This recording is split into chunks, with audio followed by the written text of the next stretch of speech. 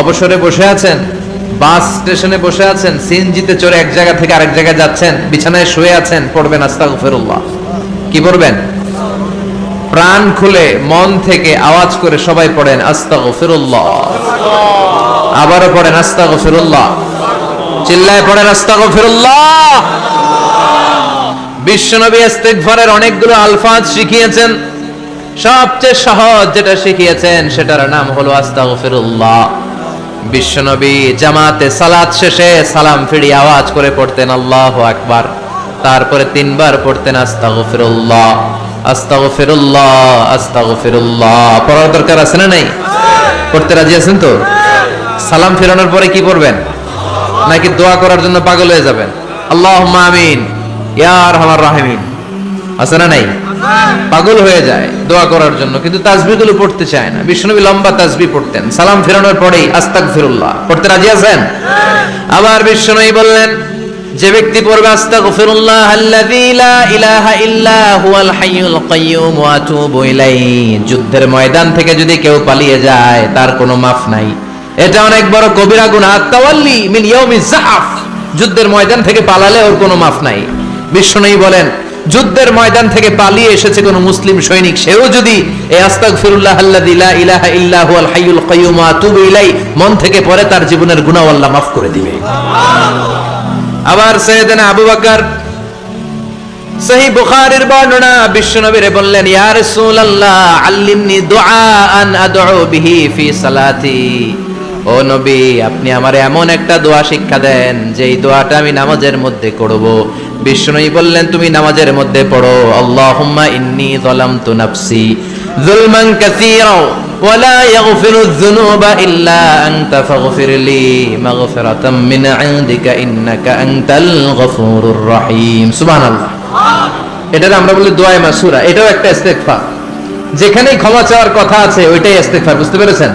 আল্লাহুম্মা ইন্নী যালামতু নাফসি, ও আল্লাহ অনেক জুলুম করেছি, যুলমান কাসীরা, জুলুমের শেষ নাই, ওয়ালা ইয়াগফিরুয যুনুবা ইল্লা আনতা, আপনি ছাড়া এই জুলুম আর পাপ ক্ষমা করার কেউ নাই। ফাগফিরলি মাগফিরাতাম মিন ইনদিক, নিজ গুণে আমার গুনাহ ক্ষমা করে দেন। ওয়ালা ইয়াগফিরুয যুনুবা ইল্লা আনতা, আপনি ছাড়া গুনাহ ক্ষমা করার দ্বিতীয় কেউ না। রব্বুল আলামিন বলেন, ইয়া আইয়ুহাল্লাযীনা আমানু তুবু ইলাল্লাহি তাওবাতান নাসুহা। ও আমার গোলাম, ও আমার বিশ্বাসী বান্দারা, তোমরা তওবার মতন তওবা করো। তওবার মতো তওবা করলে জীবনের সব গুনাহ মাফ করে দিতে পারে কে? আপনি তওবার মতো তওবা করলে আল্লাহ আপনার সব গুনাহ মাফ করে দিবে। আপনি চোখের পানি ছেড়ে যদি ক্ষমা চান, আপনার সব গুনাহ মাফ করে দিবে কে? অনুশোচনার চোখের পানি চোখ বেয়ে নাকের ডগা বেয়ে জমিনে পড়ার আগেই আল্লাহ ওই বান্দাকে ক্ষমা করে দেয়। আমাদের পাপ আছে না নাই? পাপ ছাড়া এমন কোন লোক এখানে আছি? বিশ্বনবী বলেছেন, কুল্লুকুম খাত্তাউন, তোমরা সবাই পাপী, সবাই।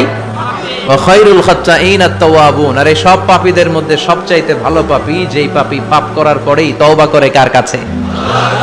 এজন্য আল্লাহ বললেন, গোলাম তওবার মতো তওবা করো।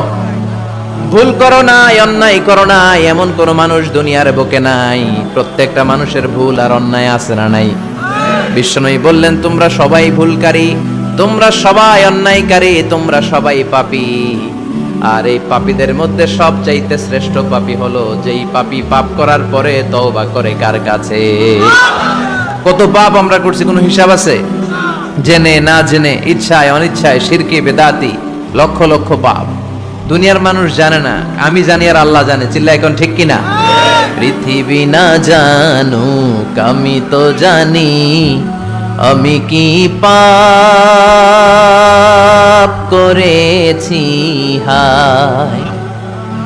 পৃথিবী না জানুক আমি তো জানি, আমি কি পাপ করেছি হায়।